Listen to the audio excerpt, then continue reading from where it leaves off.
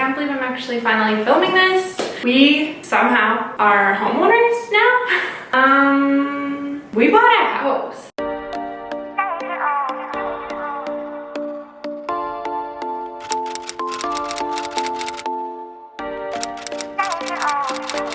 We bought a freaking house. Hey, what's up? It's Alyssa from Mixed Up Money. Welcome to my channel. If you're wondering how this all happened, considering like 2 months ago I was like, yeah, we're not buying a house anytime soon. So am I. I'm still a little bit in shock. But when opportunities present themselves, you kind of have to go for it, right? Welcome to the start of my new filming setup. I actually have room to create my own filming wall in my office, which is crazy. I never thought I would actually have that. I don't even know where to start. Let's go back to about 30 days ago now. I'm honestly in a trance of what day it is because everything has happened so fast. As you guys know, we were living in Fort McMurray, Alberta, which is really northern and it's a very transient city. About a month ago, my husband was offered a job here, which we have been like crossing our fingers for a while, more so probably me than anyone, because I really miss being close to family and I really miss being close to my friends. So we went for it. The job started in July, which meant that we had less than a month to pick up our entire lives, move back to a different city, which was 7 hours south. Not only did we have to move across the province, we had to do it with toddler in tow because we have a 1-year-old, so that was a little bit of an adventure in itself, considering we didn't have a lot of help when we were packing, and most of the time she was just unpacking things that we packed, so that was tough. Originally, I think when I'd spoken to you guys about us moving to a new city or moving at all, we promised ourselves that we would never move again, that this would be our last move for as long as possible anyways. We're realistic in the fact that obviously things happen and we may have to move again, but we wanted to make sure that where we were moving was like the last move for at least 10 years. That meant that we would have to buy a home, close on the home, and get a possession day within 30 days. A lot of people probably are like, you guys are idiots, that's insane. But we somehow managed to finagle our way into a home. You see, in the 9 years that my husband and I have been together, we have moved a total of 8 times. 9 needed to be the last, so we made it the last. So at first, when my husband accepted the offer, we realized we actually had to move. This was happening. We weren't just talking about it anymore. We needed to get all of our finances in order, which we've been working on for the past 5 years. And we needed to make sure that we had all of our ducks in a row so that the process would go extremely smooth, considering we were out of the city that we want to buy in. Next came the house hunting process, which was streamlined into a very quick weekend. We knew exactly which communities we were interested in. We'd already lined up a realtor through my work that I had met for an interview for a story, and I really connected with them. They were experts. They'd been doing this for years, and I knew that they were going to be able to get everything done really quickly for us. That weekend we set up just 2 showings. There was one house that I absolutely loved and had been looking at for weeks, even before we knew that we were moving, so I was really hopeful that it was still on the market, and thankfully it was, so we secured a showing at that place. And my parents and my husband's parents to do the showings for us, so that one set could FaceTime us in and kind of give us a tour of the house, while the other set could kind of inspect the property, make sure that everything was good to go. The first house that they went to see was not exactly great. It was really dirty. It was really not taken care of. It just didn't have what we were looking for. So right after that place, they headed to the dream home that I would love. As soon as they went in, the vibe, I could just tell by everyone's voice and the way that they were looking at things that everyone absolutely loved it, including the realtors. We did the walkthrough, everything looked beautiful, everything looked clean. It looked like the homeowners had taken really good care of the property. 3 bedrooms, an office. The basement was unfinished, which we kind of actually wanted because we wanted to be able to customize some part of the home in our own way when we had time. The backyard is extremely private, which is so important for us because we really love quiet, and that was pretty much all it took. We looked around, we got off the phone, we talked about it for I'd say 15 minutes, and I was like, no, I know that's the one. And Nick was like, you're right, like that is everything we want. It's in a great location. Probably like 5 minutes later, we text our realtor and we were like, we want to put an offer in.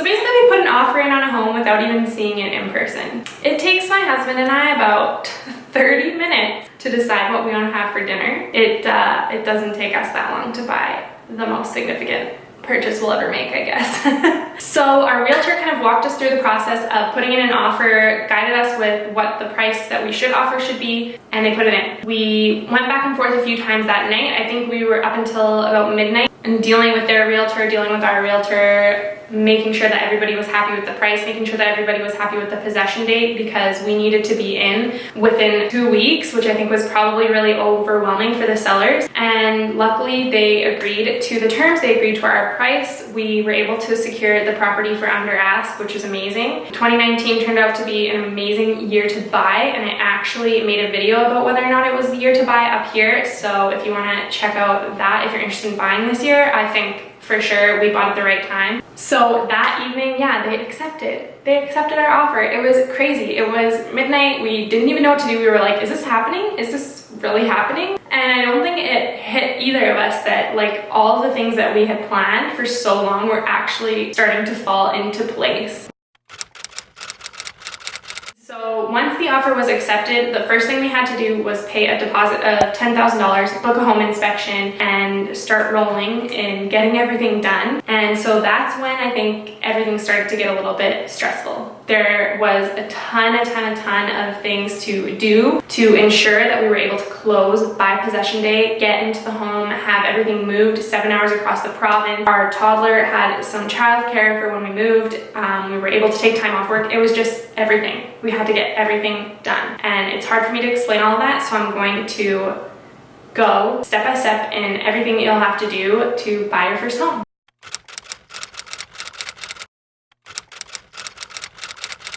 Buying a house isn't exactly like buying any other item. It's a six-figure investment. Most of the time for people, it's the most significant purchase you'll ever make in your life. It's a very significant loan. It's a large number. So the lender wants to be extremely confident that you are able to afford the home that you get, as should you. You should know that the home that you're buying, you can afford it. You can afford it on one income even, because you never know what could happen, and you cannot default on a mortgage. It's not like rent where maybe you have a really great landlord and they're like, oh hey, 1 week late, like we're not happy about it, but we understand, and it's never happened before. It's like you cannot miss one single payment. You cannot be a single day late. Owning a home is a really big investment, and that is why it's a lot of paperwork, a lot of showing your financial statements. We were personally comfortable putting 10% down on the property. In Canada, that means that you will have to have CMHC fees if you don't put a 20% down payment on the home. But to be honest with you,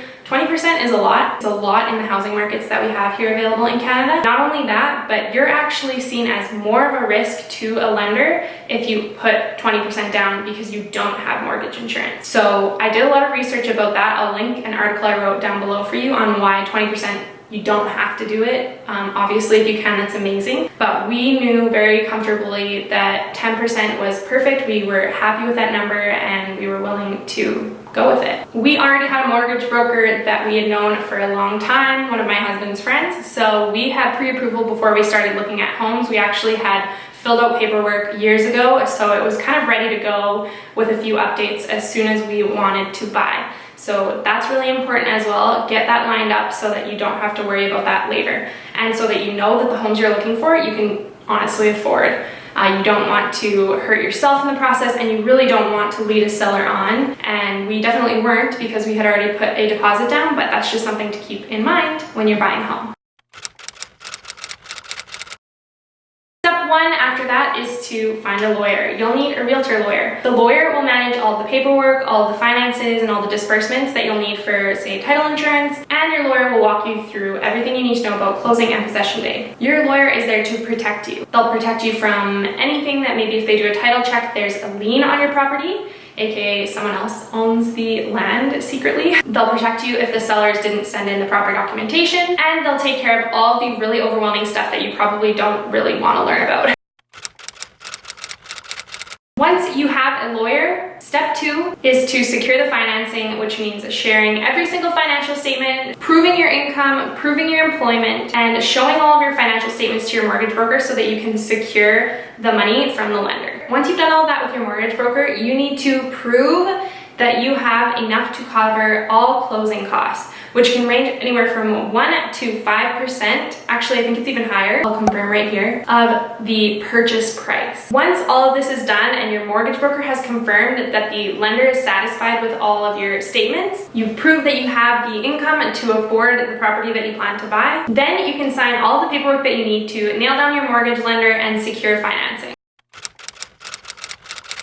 Step 3 is to find a home insurance company that can protect you in case anything happens to the most important asset in your life. You also need to ensure that the documentation you receive from your home insurance provider satisfies all of the requirements from your mortgage lender. So some people have really specific things that they want in those documents, but your home insurance provider should know that. You want to ensure that you can protect yourself no matter what happens. It can be very scary when you have such a highly priced asset under your name. So home insurance is a must. Like, you can't even get the money from your lender without home insurance. So make sure that you do your research and find a home insurance company that is perfect for you.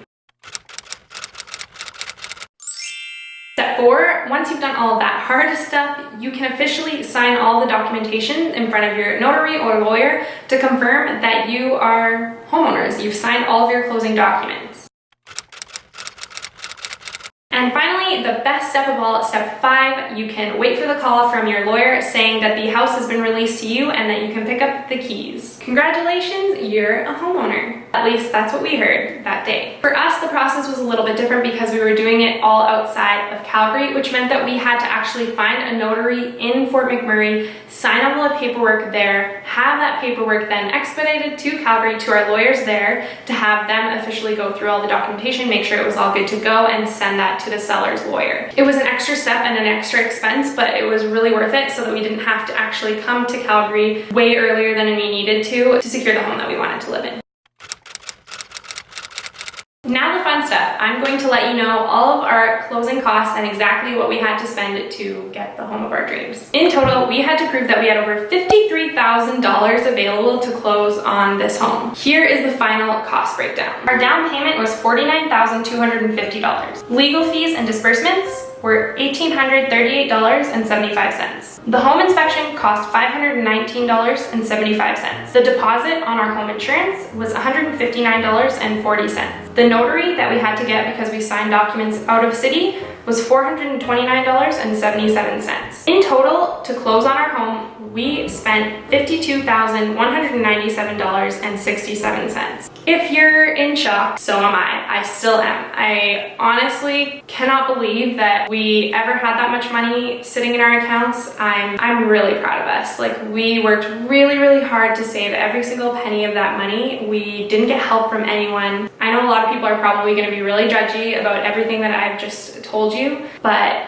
I'm so incredibly happy with the purchase that we've made, and I wouldn't change a thing. And to be honest with you, unfortunately in Canada, it's really hard to buy a home, especially of a significant size in any city here. It's so expensive. Like, I know it's really hard not to judge, and it's really not hard not to question where we got that money from, because I still to this day am questioning it, but we worked really, really hard. We both had 6 or 7 streams of income at the time. So yeah, we sacrificed a lot. And the second that I transferred that money, I have never been so scared in my entire life. Like, driving home from the bank, I've never driven so cautiously in my entire life, because I was certain that if I hit something or if a tire popped just out of nowhere, I was like, we can't afford this, we have no money. And that's totally not the feeling that you should have when you buy a home. So, and that's really not the reality. Like, obviously we still have an emergency fund saved, and that was not what we wanted. We didn't want to enter our first time being homeowners worried about money. We didn't want to be house poor, because that's so annoying when people say, you don't want to do this and you don't want to do that. Like, obviously no one wants to buy their first home and feel restricted in any way. It's really overwhelming. It's really scary to have saved that much money and finally let go of all that money you worked really hard to earn. So yeah, that was a really out of body experience, because you just feel like worried and scared, like, did I make the right decision? But luckily for us, we have become really accustomed to living a lifestyle that doesn't require very much. We lived a very frugal life. We didn't spend very much money at all, but we did. We increased our living expenses by 75%. Just saying that out loud sounds absolutely insane, but it's the reality. Like, that's how much more it costs to own a home, and that's why people have that rent versus buy argument. Not only do we nearly double our rent, but we also now have to pay for childcare because my husband's job isn't as flexible and I'm back to work. And we probably need to increase our entertainment budget because, hey, I finally have friends again. But both of these expenses are something that I'm completely comfortable spending money on and that I wish I could have spent money on before because I really miss that part of our life. I will never argue with you that homes aren't a good expense because, to be honest with you, they cost a lot of money and you'd be better off investing it in the stock market. But I can't not imagine owning a home. Like, it's something I've wanted ever since I was little. I've never, like, nothing. I've never wanted anything more than to have Christmas in my own home.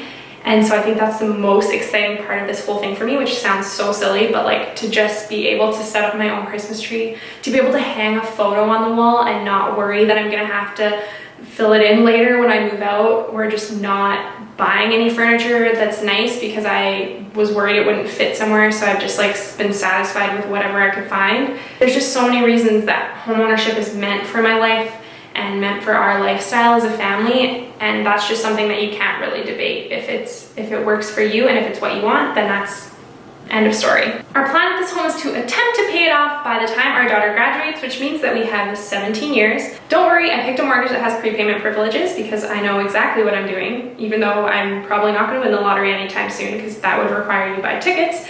Maybe if I have some extra money lying around, I can throw it towards our mortgage anytime I please. So, what is on the horizon now that we're homeowners? Now that we've tackled our largest financial goal, our current goal is to build a really big emergency fund because we've always had just like a medium fund because we've never had such a big asset under our names. So that's number one, is we are rebuilding and doubling basically our emergency fund. Next thing up is to save money for landscaping the outside of our house and also saving money for the basement renovation, but those goals are probably like 5 to 10 years in the future because we're not in a rush and the property is perfect just the way it is right now. Every single night that we've tucked ourselves into bed has been like a dream. Like, I still cannot fathom the fact that we live here, we're considered homeowners, and it's just like, it's honestly a dream come true, and I've never been so happy. Like, every single night we take wine out onto our back deck, we watch the sunset from our window, and it's just like, it's so, I can't even express to you guys how happy I am and how proud of us I am. And I know that it might sound like gloating, but I'm just like, I'm so proud of us. I feel like we've worked really hard and this is just like, it's such a dream. Anyways, in conclusion, I'm just like, nothing beats permanence. I'm so glad to finally have a place that's super close to friends and family, and that we're both in jobs that we love and have all the space that we need to do things. Our daughter loves it here, like, she's obsessed. So I think that is like in itself enough to make you be like, okay, we made the right decision. That's my exciting update. Like, I hope I didn't stumble around too much with my words because I haven't slept. Like, I've just been going nuts. Like, this is crazy, you guys. It's crazy. I'm gonna do an update in about a month just to tell you guys a little bit about what it's been like the first month as a homeowner, and yeah, I'll tell you guys about the week that we took possession as well in that video and just all the things we had to do because, oh, girl, there were some bumps. That's all I have to say. Thanks so much for watching. You can tweet me at MixedUpMoney. You can follow me on Instagram at MixedUpMoney. You can, I don't know, read some of my old blog posts, link below. But yeah, thanks for watching. If you like this video, you can give it a thumbs up. You should totally subscribe to my channel because I'm gonna be uploading regularly. She says, like, she really thinks she will, even though she probably won't. Have a beautiful week. I can't wait to see you. I can't wait to show you. If you want a house tour, let me know because I don't really want to do it, but if you guys are interested, then I'll consider it. Okay, bye!